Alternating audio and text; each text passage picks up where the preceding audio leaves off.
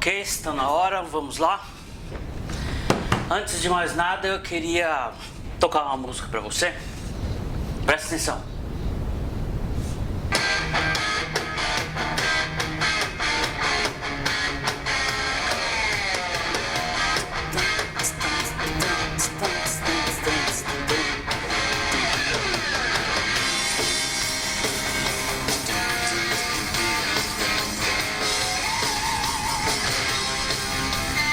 Você sabe o que é isso que está tocando?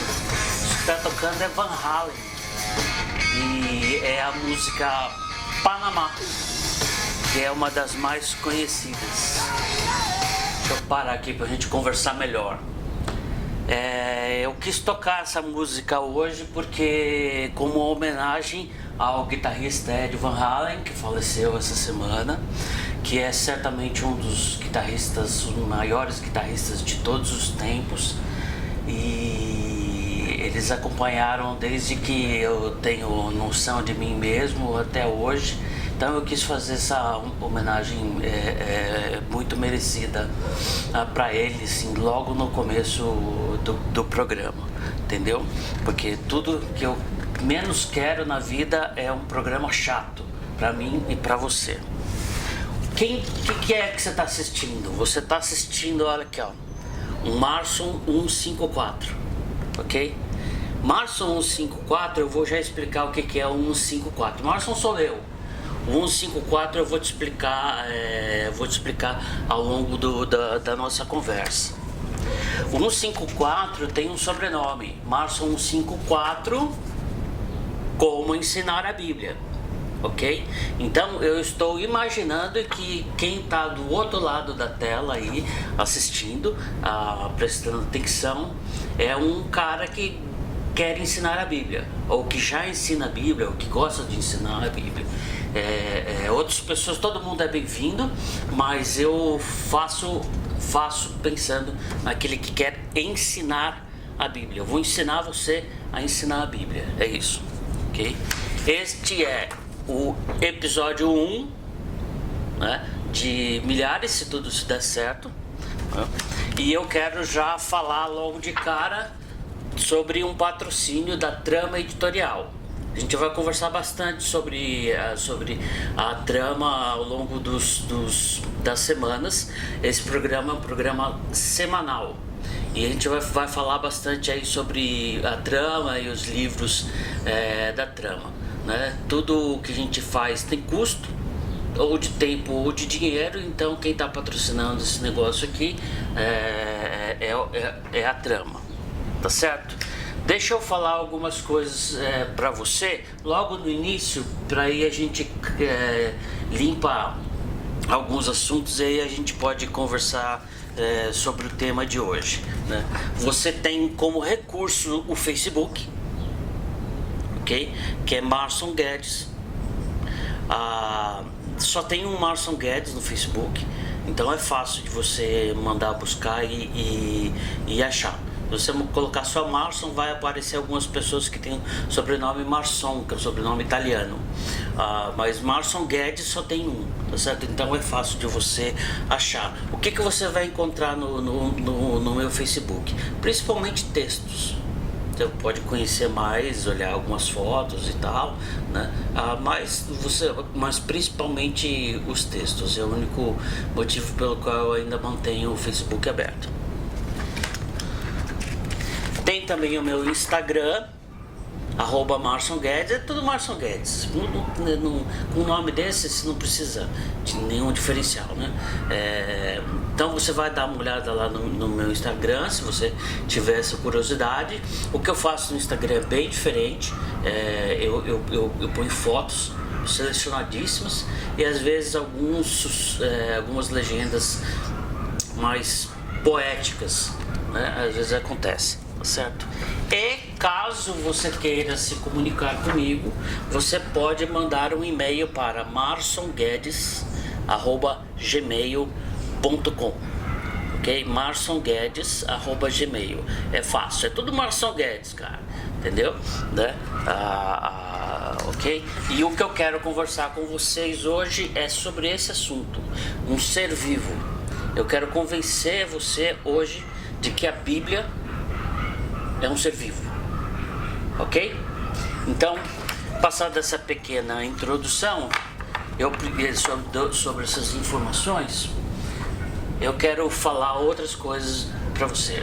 Agora eu quero falar uma coisa trivial para você que não vai incomodar nada demais. É que você, quando estiver olhando, você vai ver que eu seguro as coisas e minha mão treme um pouco, dá uma tremedeira assim, ok? Isso não se preocupe, não entre em decúbito dorsal, não se preocupe com isso. É apenas um efeito colateral de um medicamento que eu uso e que me dá um tremor, tá certo? É só isso. Incomoda mais você do que a mim, né? Então, e não é Parkinson, fique tranquilo, né? Pode ficar sossegado, né? Tá certo? Então você releva isso aí. Você vai ver todas as vezes, mas você releva. E de vez em quando vai aparecer uns cachorros aqui, uns não, dois, né? O Caramelo, que é o Boris, e a Pretinha, que é a Moca. Tá bom? Hoje eles não estão aqui não, mas eles vão aparecer aí ao longo dos episódios. Então, muito bem. Com isso feito, o que eu tenho para fazer agora? Sim, eu tenho que mostrar para você, dizer para você o seguinte: quando perguntam qual é a sua profissão, eu tenho que dizer 3 coisas pelo menos. Eu sou psicólogo. Eu fiz faculdade de psicologia, tenho 25 anos de formado, 12 anos de experiência em pesquisa científica, 10 anos de experiência em clínica e 1 trilhão de anos em aconselhamento bíblico, mas aí é dentro da igreja, é uma coisa diferente. Mas eu sou psicólogo e eu sou também tradutor e escritor. Em termos de identidade, eu sou mais escritor do que tradutor, mas tradutor é a minha profissão e hoje eu trabalho com tradução de normas técnicas da área de medicina, né? Então é um trabalho assim, bem específico, é legal de fazer, ok?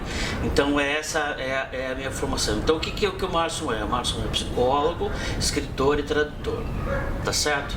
Muito bem. Como escritor, eu tenho 2 obras mais importantes publicadas.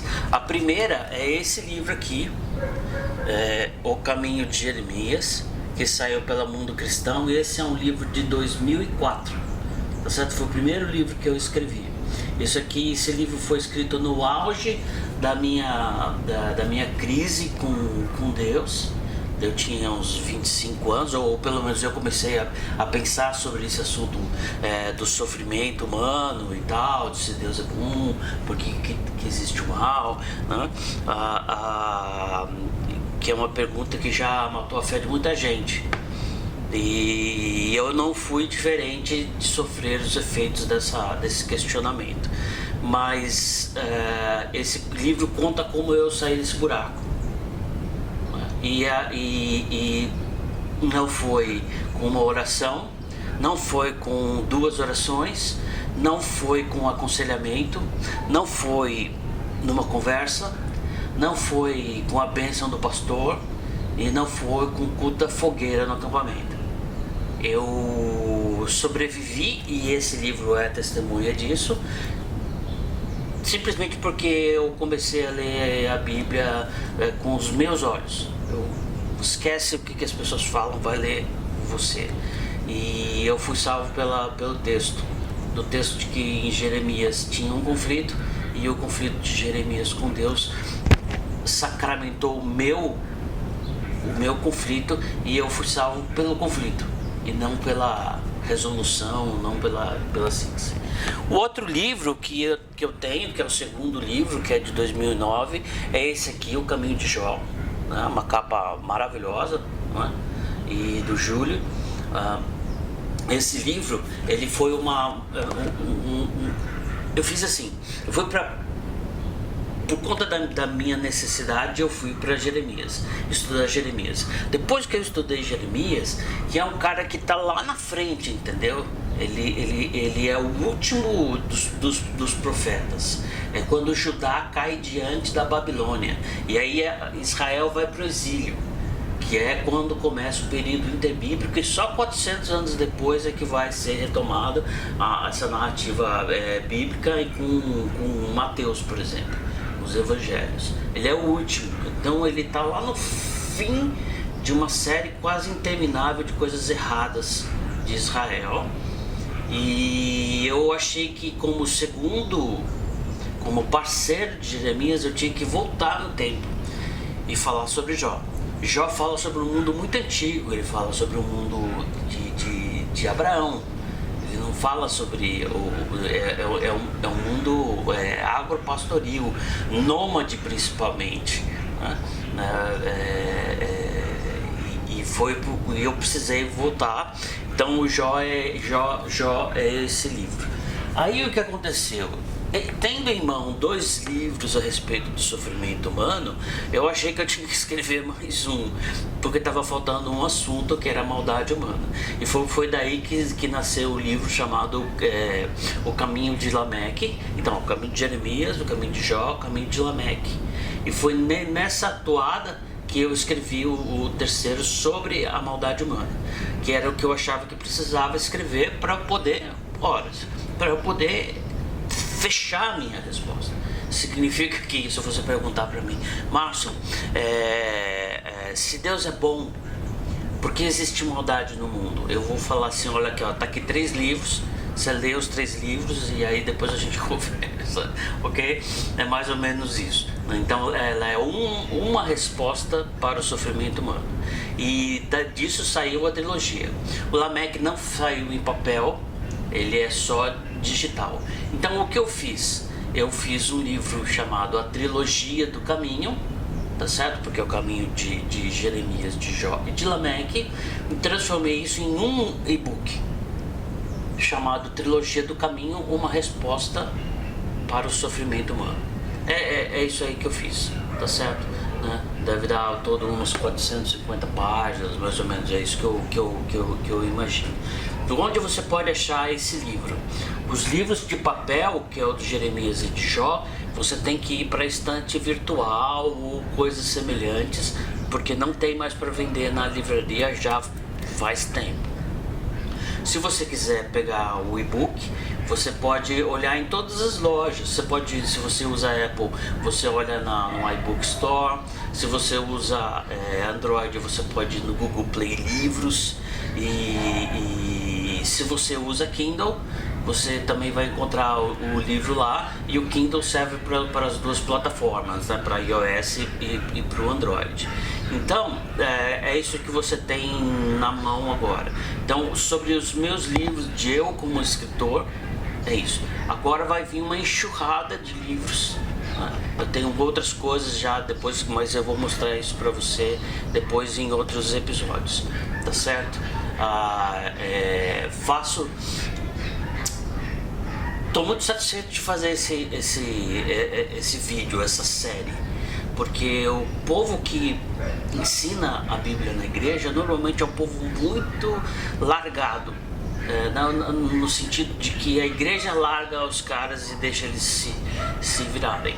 Então eu quero dar esse apoio, eu quero alimentar quem alimenta.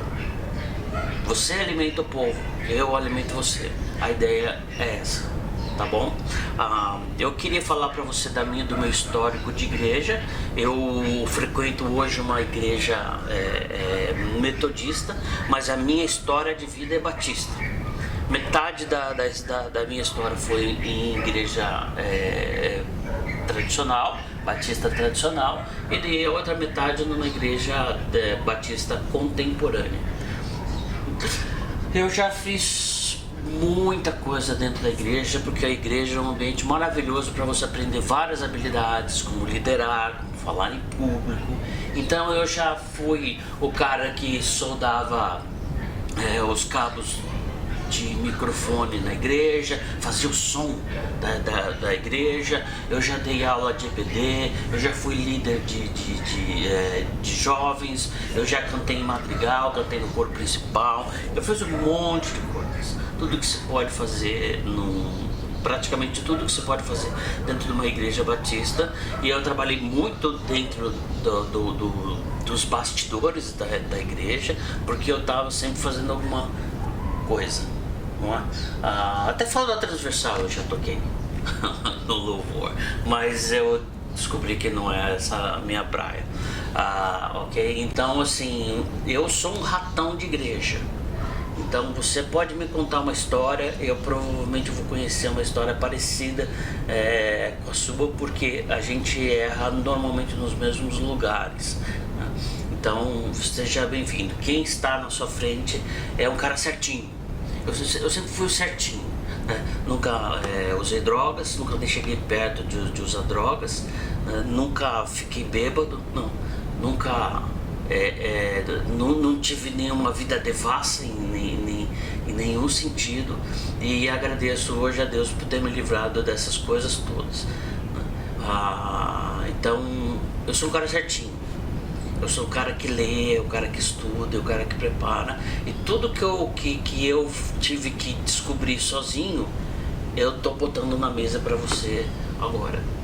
Tive mestres maravilhosos durante muito tempo, e eles foram essenciais na minha caminhada, mas eu tive muita coisa que eu fiz sozinho, porque eu precisava andar sozinho, andar com as minhas próprias pernas, ok? Você que está aí do lado e foi atraído pela ideia de como ensinar a Bíblia, você provavelmente tem o dom de ensino. Okay? Quando você sabe que você tem o dom de ensino?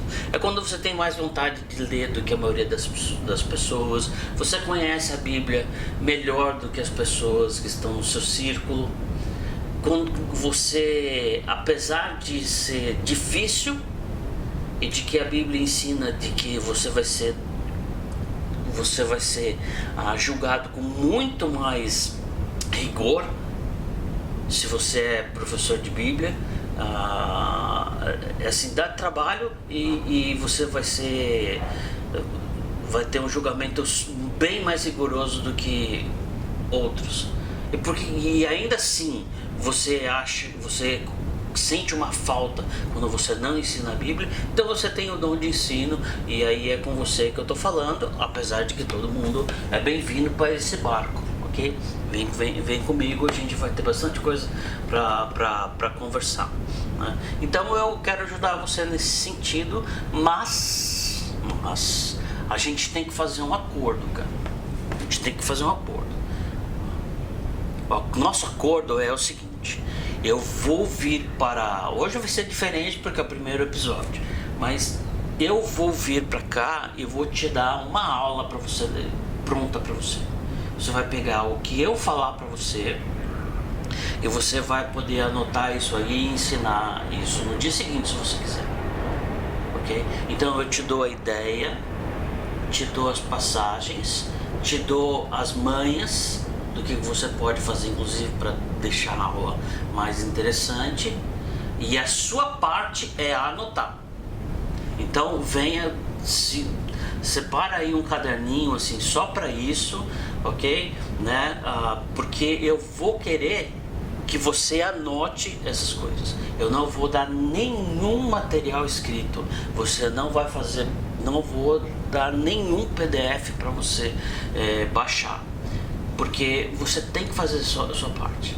Se você não tem disposição nem de fazer isso, mesmo recebendo uma aula inteira gratuita desse jeito, e você não quer nem anotar, então você não tem o dom de ensino.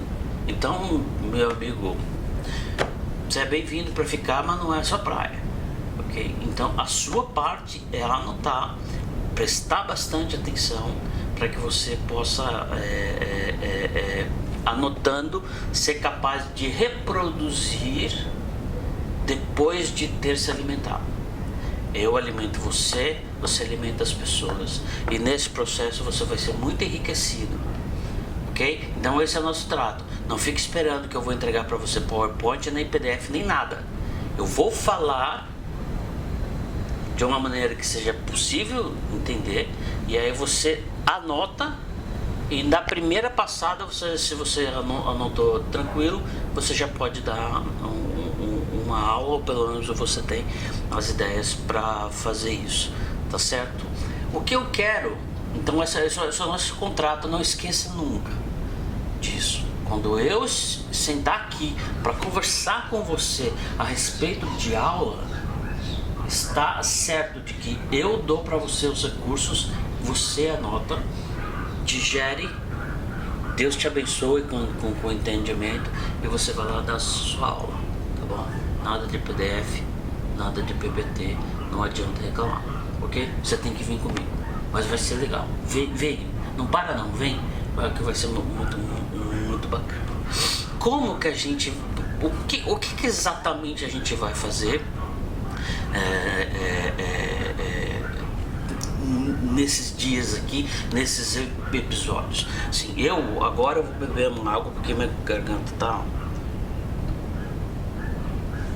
tá seca. O que a gente vai fazer nessa jogada? Bom, a gente vai estudar a Bíblia. Como que a gente faz para estudar a Bíblia sem ser chato? Porque a Bíblia é um livro difícil de fazer e é um livro muito chato. Por exemplo, se você já leu Números, você sabe que é um livro difícil, cara. É um livro arenoso, parece que você tá com areia quente na boca e você não consegue, a leitura não anda e a leitura não anda, as coisas não vão para frente, é um negócio meio tétrico, né? Então nós vamos fazer 3 coisas sempre, alternadamente, para que a gente não tenha, para que a gente não fique, para que a gente não fique se entediado com as coisas. Nós vamos ter aulas de Antigo Testamento, que você já pode ir aproveitando e substituir o Antigo Testamento por Bíblia Hebraica, que eu acho que é uma maneira mais legal de você dizer, você diz certinho, sem ter aquela ideia do Antigo Testamento, né? Porque Antigo Testamento, os crentes têm essa mania, eu quero morrer, cara, eu quero subir com as unhas no ladrilho com esse negócio, porque o Antigo Testamento ele tem que ser estudado, ele é parte da Bíblia revelada. E Jesus faz menção no Antigo Testamento ao falar de si mesmo. Então, o Antigo Testamento, usa a Bíblia hebraica, porque o Antigo Testamento é uma palavra meio esquisita, é um jeito meio esquisito. Okay? Então, a gente vai ter aulas de Antigo Testamento, nós vamos ter episódios para tratar do Novo Testamento. E por que isso? Porque se eu falar para você que eu vou dar aula sobre Bíblia e na sequência, você vai ter que esperar 39 episódios para poder chegar em Mateus ou nos Evangelhos. É muito longe, fica muito longe, a gente quer ver Jesus e a gente vai ver Jesus no Antigo Testamento. Mas a gente quer chegar lá no Novo Testamento também, que a gente tem mais respeito pelo Novo Testamento. De qualquer maneira, a gente vai fazer assim, tem uma aula, por exemplo, eu posso dar aula sobre Gênesis para você, eu posso dar aula sobre a Torá, sobre a lei, o Pentateuco, e depois eu dou aula para você sobre Romanos, não é? E depois eu posso também dar aula sobre coisas, sobre assuntos diversos, sobre assuntos avulsos que também são muito importantes. Por exemplo, eu posso conversar com você e mostrar para você quem é o justo. Quem é o justo cuja oração é eficaz. É um assunto que está em Tiago, mas ele é um assunto avulso, né?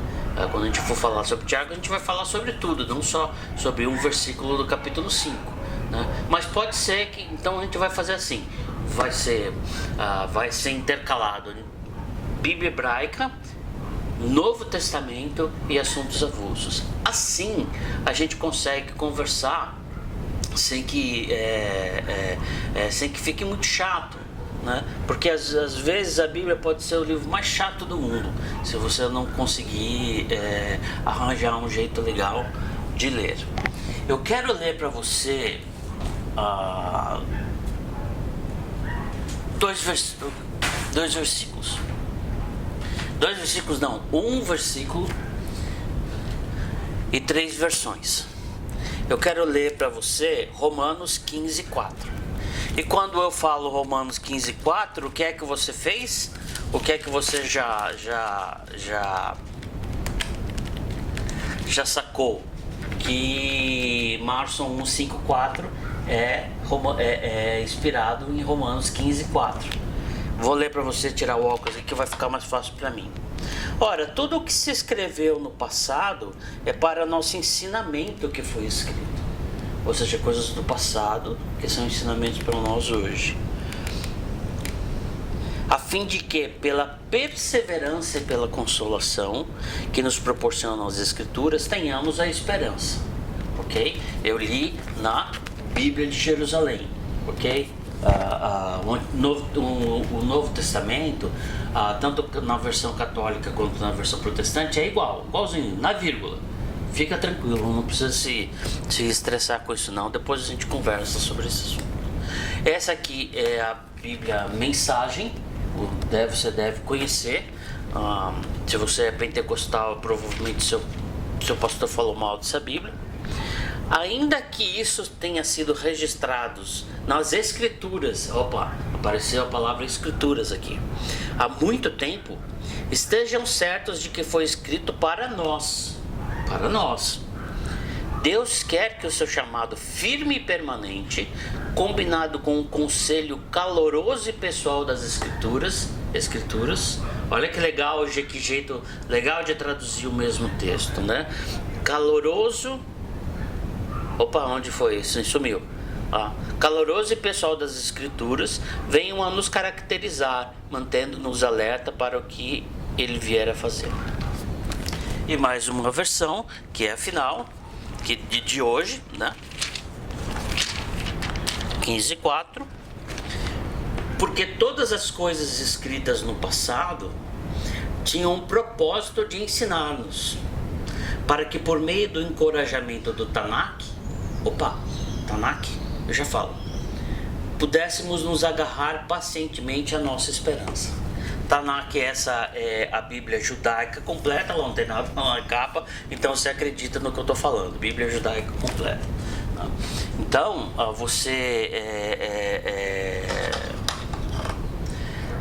nós temos 3 versões falando a mesma coisa, então a gente pode ficar tranquilo que essa é uma daquelas passagens em que não há dúvida, há consenso, porque as traduções, as versões falam a mesma coisa com palavras diferentes. Então, meu amigo, ensino para nós, perseverança, confiança e esperança. É isso. O ensino bíblico traz perseverança e esperança para nós. Então eu gostaria de que você guardasse isso no seu coração.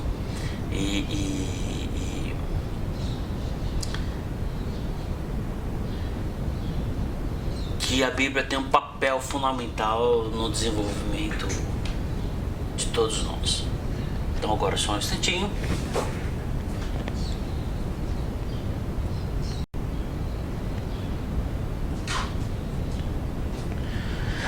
Vamos continuar conversando, porque eu quero dizer uma coisa para você que talvez você não tenha pensado nisso.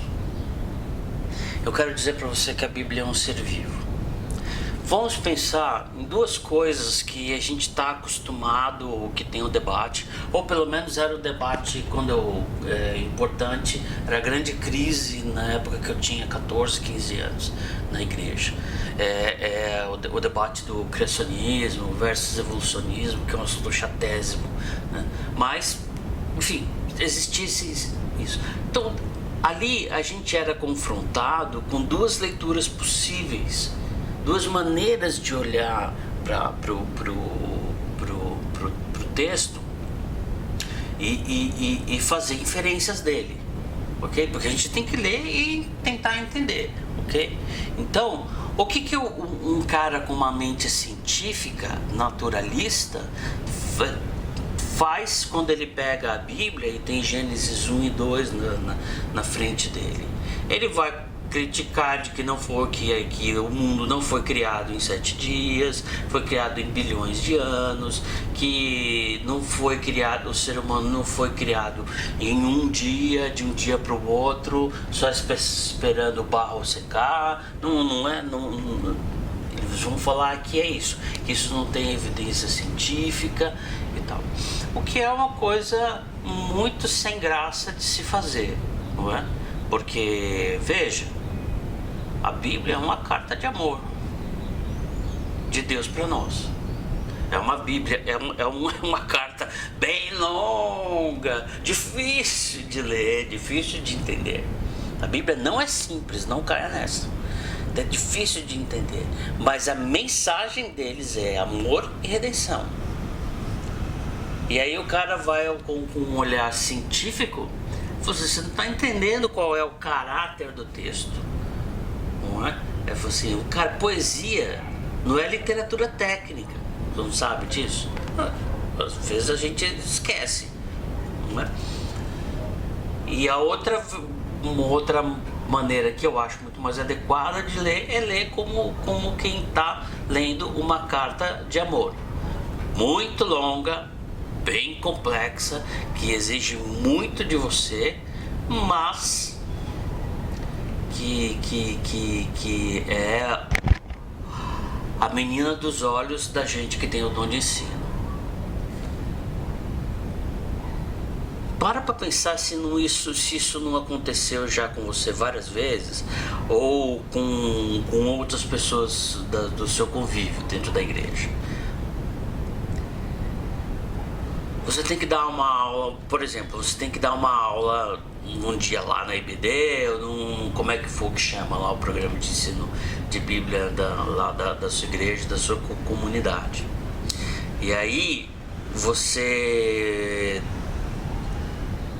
estuda em cima da hora, ou estuda dentro do carro antes de entrar na igreja, displicente, faz isso. E aí você sobe para falar e você dá uma aula horrorosa, que ninguém reclama, porque muitas vezes os cristãos não reclamam de nada mesmo. Eles não sabem, eles sabem menos ainda do que você. Esse é um jeito. Se você ler a Bíblia displicentemente, o que a Bíblia devolve para você? Displicência. Você lê displicentemente e você recebe da Bíblia displicência. E aqui eu já vou dizer o segredo, que a Bíblia não se abre para gente displicente, para gente preguiçosa. Não se abre. A Bíblia, como a gente fala, como a palavra de Deus, a palavra viva e a revelação de Deus, ela não se abre. Você faz de qualquer jeito, você entende de qualquer jeito. Porque a Bíblia não se presta a se abrir pra gente displicente. Não, Jesus ama e tal, tá tudo certo, mas com a Bíblia não rola. Se você começar a prestar mais atenção, ou você, por exemplo, o que você vai fazer? Se você for um cara que está num momento de muito questionamento, você pode ler a Bíblia para provar que ela está errada. Ué, acontece, tem gente que faz isso, não é? E o que acontece? O que a Bíblia faz com um cara desse? A Bíblia devolve questionamentos. Você entra na Bíblia querendo colocar a Bíblia dentro do seu mundo, o que a Bíblia vai fazer? Ela estoura esse seu mundo. Porque cedo ou tarde a palavra começa a bater lá dentro. Opa, aí o cara percebe, opa, tem uma coisa viva. Não é? A Bíblia é viva. Você vai questionando e você pega o tamanho da sua mente e tenta fazer a Bíblia caber dentro da sua mente, que é o tamanho da sua mente. A sua mente vai explodir, cara, porque a Bíblia não se presta a esse tipo de coisa. É uma mágica. E tem a grande mágica, que é aquele momento em que você percebe que você faz aquela virada fantástica, que é uma experiência espiritual das mais profundas que eu conheço, que é quando você para de ler a Bíblia e você, como você, o cara que conduz a leitura, né? Você que é dono do texto, e aí você vai para a Bíblia procurando você mesmo. Quando você vai para a Bíblia querendo aprender as coisas, quando você vai para a Bíblia com o coração aberto e vai sem displicência, você vai ler, você vai querer ler, né? Quando você começar a ler, você vai ter outras dificuldades, mas você quer ler, que é aquela hora que te dá aquela vontade, aquela vergonha, fala assim, gente, eu tenho 10 anos de cristão e eu ainda não li a Bíblia, não conheço a carta de amor de Deus para mim, de amor e de redenção. Que é a hora que você para de ler a Bíblia e começa a deixar a Bíblia ler você. Porque aí é a hora que você é lembrado de que você é pecador, mas você também é lembrado do amor de Deus. E também é lembrado do perdão. E aí você começa a pensar e raciocinar nesses termos, tudo muda. Porque a Bíblia é um ser vivo. Joga a displicência, ela vai olhar e devolve a displicência para você. Você joga muito questionamento, mas aquele questionamento ferrado mesmo, né? Você joga o questionamento que você vai ter, vai explodir sua visão de mundo, né? O questionamento volta. Quando você para de ler, eu sei que você está entendendo o que eu estou falando, e deixa a Bíblia ler, quer dizer, você continua lendo, mas você mudou dentro de você a atitude. Então as coisas começam a se abrir. Porque se é verdade que a Bíblia não se revela para gente displicente, ela não se abre, ela se abre para quem baixou a cabeça, entende que você tem que ser humilde, entende que você tem que ser contrito, né? Há um coração humilde e contrito não desprezarás, ó Deus. Passagem de Isaías, se eu não me engano. Essa é a parte legal, cara. E esse é o livro que você vai ensinar. Esse é o livro, no fundo, que eu quero ensinar você a ensinar. Eu vou sentar aqui, abrir umas coisas, fazer uns desenhos, mostrar uns papeizinhos como eu mostrei aqui pra você. Esse negócio eu espero que entre na sua cabeça, faça um furdunço lá dentro, transforma você num cara que quando abre a boca tem as palavras de quem conhece a Deus e a sua palavra. É isso que eu quero fazer. A Bíblia é um ser vivo, cara. Deixa ela te ler. Você vai descobrir a verdade sobre você. E o que você vai descobrir é que você é amado, filho de Deus, com prazo da preço de sangue. Não é? Tá na Bíblia ou não tá? Tá, com certeza. Ok? Então esse é o primeiro episódio. Essa é a nossa primeira conversa. Eu estou satisfeito de que você esteja aqui. Mostra para outras pessoas se você achar que isso vai ajudar. Tá certo? E a gente se vê semana que vem. Abraço.